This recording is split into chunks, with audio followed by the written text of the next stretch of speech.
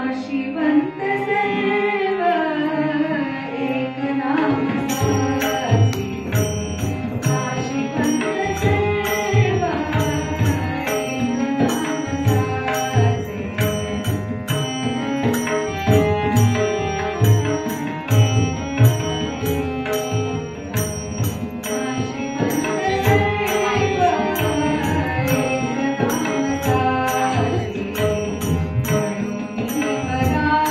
साचे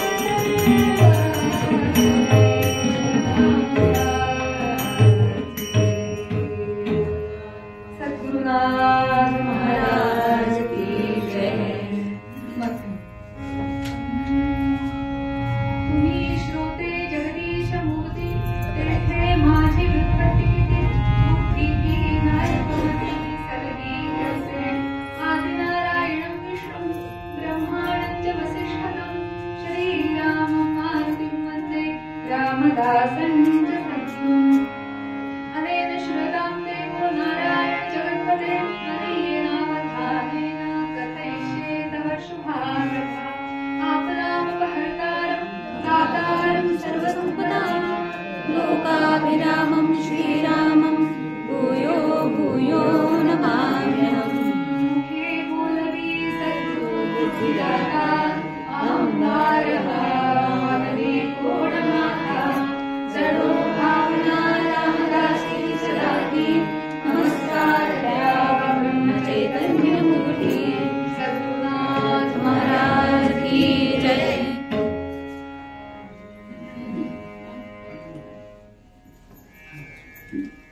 आजच्या नव्या कीर्तन पुष्पामध्ये भगवंतानी आपल्यावरती कृपावंत होऊन जो नवा दिवस आपल्या पदरामध्ये सकाळी सकाळी घातला।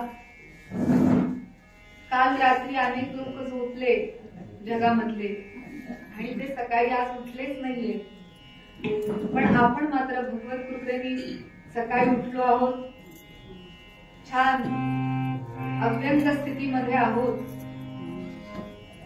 याबद्दल परमात्मा परमेश्वराच्या चरणी आभार प्रगट करूया आणि त्या युगुल सीतारामाच्या चरणी साष्टांग प्रणिपात मनापासून निवेदित करू।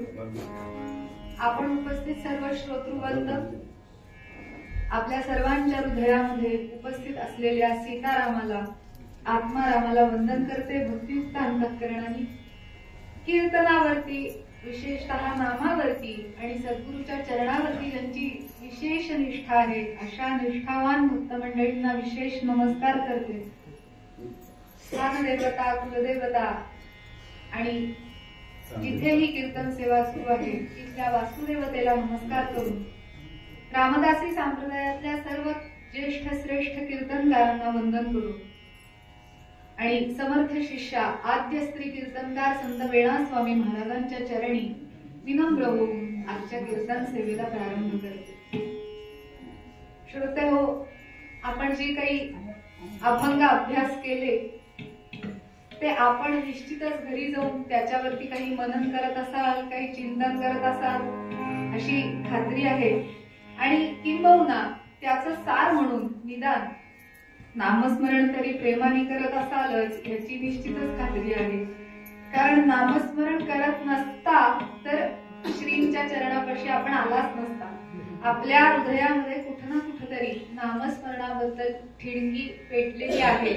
आता त्याच ठिणगीला श्री महाराज पुंगर घालून घालून आगीत रूपांतर करायचं काम करतील, पण आपलं काम आहे ठिणगी तरी सतत जागृत ठेवणे।